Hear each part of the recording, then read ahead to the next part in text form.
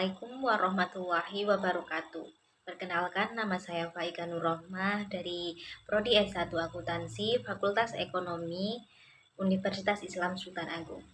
Saya dari kelompok 10. Di sini saya akan menjelaskan mengenai Al-Istishab untuk memenuhi tugas mata kuliah Islam dan disiplin ilmu.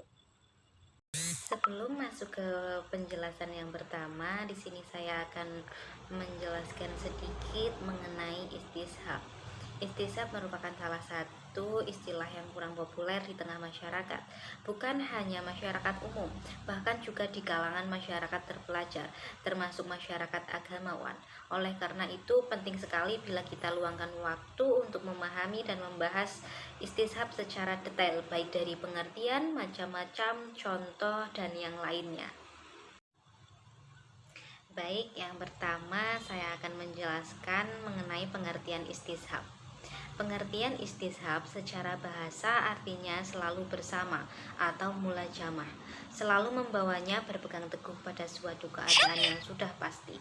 Sedangkan secara istilah, para ulama memberikan definisi kepada istishab secara beragam. Di antaranya, yang pertama, istishab yaitu apa yang sudah tetap keberadaannya pada masa yang awal sehingga tetap berlaku pada masa mendatang sampai ada dalil yang akan merubahnya.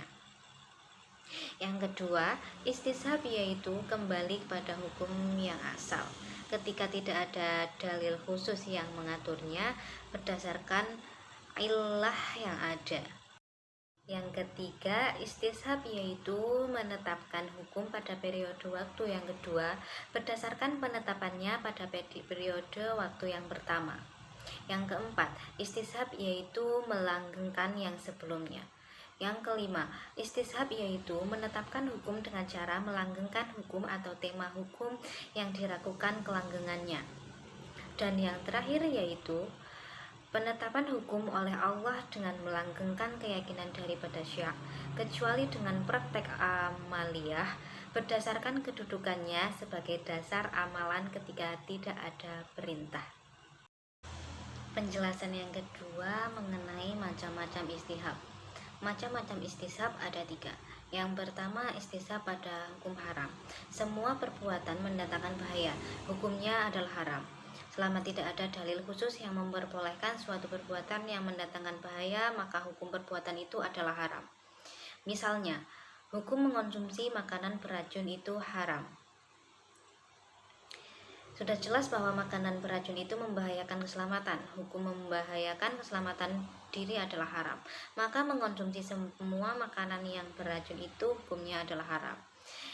Yang kedua, hukum kebut-kebutan di jalan raya itu haram. Kebut-kebutan di jalan raya itu mendatangkan bahaya, baik kepada diri sendiri maupun orang lain. Semua perbuatan yang membahayakan diri sendiri maupun orang lain itu hukumnya adalah haram. Adapun contoh sesuatu yang mendatangkan bahaya namun ada perintah untuk melakukan perbuatan itu adalah: yang pertama, perang melawan penjajah. Yang kedua, hukuman kisos bagi pelaku pembunuhan. Yang ketiga, rajam atau cambuk bagi pelaku perzinahan. Yang keempat, hukum potong tangan bagi pencuri. Yang kedua, istishab pada hukum halal. Semua perbuatan yang mendatangkan maslahat hukumnya adalah halal, selama tidak ada dalil khusus yang melarang suatu perbuatan yang mendatangkan manfaat, maka hukum perbuatan itu adalah halal. Misalnya, belajar secara online. Belajar secara online merupakan salah satu sarana belajar yang mendatangkan manfaat. Selama tidak ada dalil yang melarang belajar online, maka hukum belajar online adalah halal. Yang kedua, menulis buku. Menulis buku yang bermanfaat bagi orang lain adalah halal. Selama tidak ada dalil yang secara khusus menulis buku, maka hukum menulis buku adalah halal. Contoh perbuatan yang mendatangkan manfaat namun dilarang. Yang pertama, pelacur. Yang kedua, perzinahan. Yang ketiga, pencurian. Dan yang keempat, perampokan. Yang ketiga, istishab pada ijma. Bila para ulama sudah ijma pada suatu kasus, lalu mereka berbeda pendapat pada kelanjutan kasus tersebut, maka kita kembali kepada kasus pertama di mana para ulama ijma. Contohnya adalah masalah tayamum. Bila seseorang tidak mendapatkan air, maka dia boleh tayamum sebagai pengganti wudhu. Dan sholatnya itu tetap sah, meskipun setelah sholat dia mendapatkan air. Dia tidak perlu mengulang sholatnya kembali.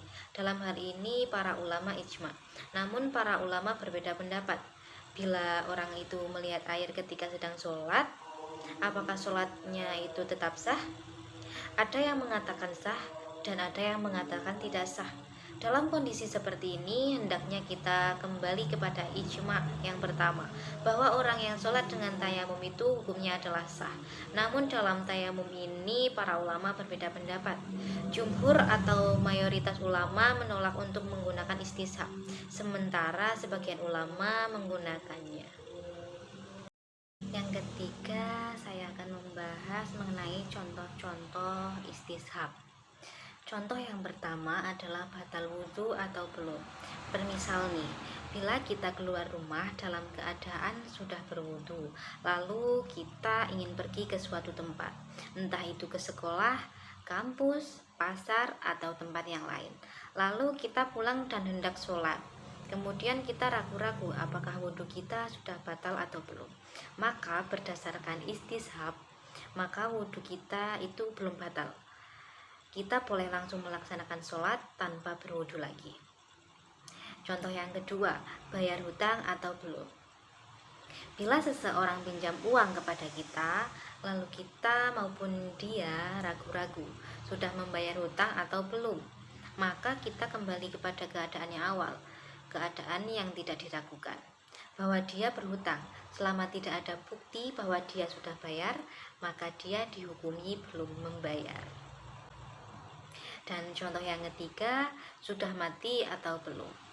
Bila kita punya seorang saudara kandung, lalu kita dan dia berpisah dalam waktu yang lama, dia pergi dalam keadaan hidup, maka hendaknya kita menganggapnya masih hidup sampai ada kabar yang meyakinkan bahwa dia telah meninggal dunia.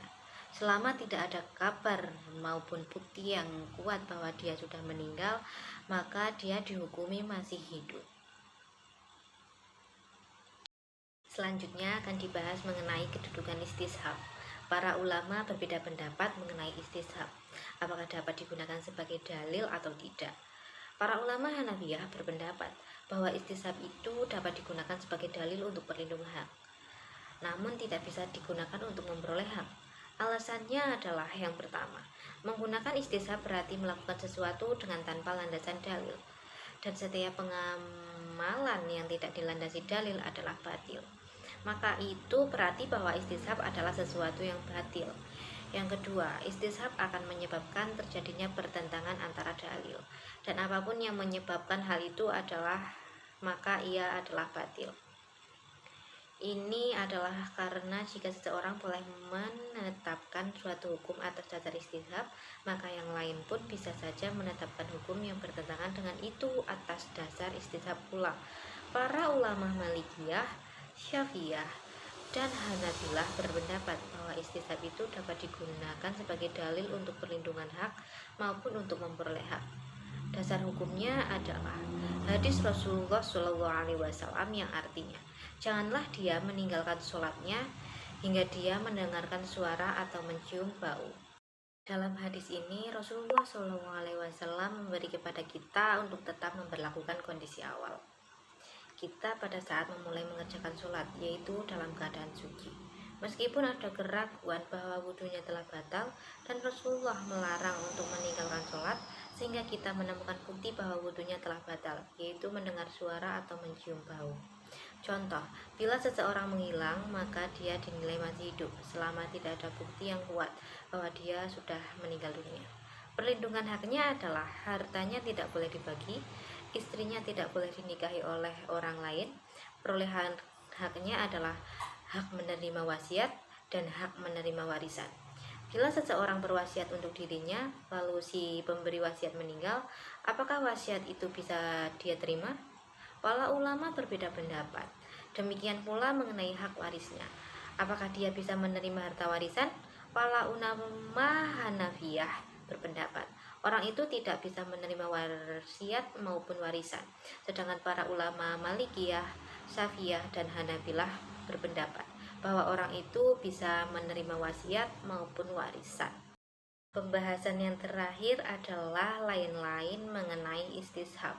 Lain-lain tersebut salah satu poinnya adalah beberapa kaidah fikih yang berkaitan dengan istishab. Terdapat beberapa kaidah fikih yang bersinggungan dan berkaitan dengan istishab. Di antaranya, keyakinan tidak berubah karena syak atau keraguan. Yang kedua, pada dasarnya yang berlaku adalah hukum yang awal. Dan yang ketiga, semua hal yang tidak ada dalilnya, maka hukum dasarnya adalah mubah. Pembahasan poin yang kedua adalah urgensi istihab atau pentingnya istihab. Menerangkan urgensi istihab ini, Hawarizmi berkata, istihab merupakan senjata pamungkas seorang mufti. Bila seorang mufti ditanya tentang suatu kasus, lalu dia mencari hukum atas kasus itu dalam Al-Quran, hadis, ijma, dan qiyas, namun tidak menemukannya, maka dia akan mengambil dalil istishab. Karena cara untuk menghilangkan keraguan adalah berangkat dari tempat yang awal. Cukup sekian yang dapat saya sampaikan. Apabila ada tutur kata yang kurang berkenan, saya mohon maaf yang sebesar-besarnya. Dan semoga apa yang saya sampaikan dapat menjadi manfaat untuk kita bersama. Thank you for watching and wassalamualaikum warahmatullahi wabarakatuh.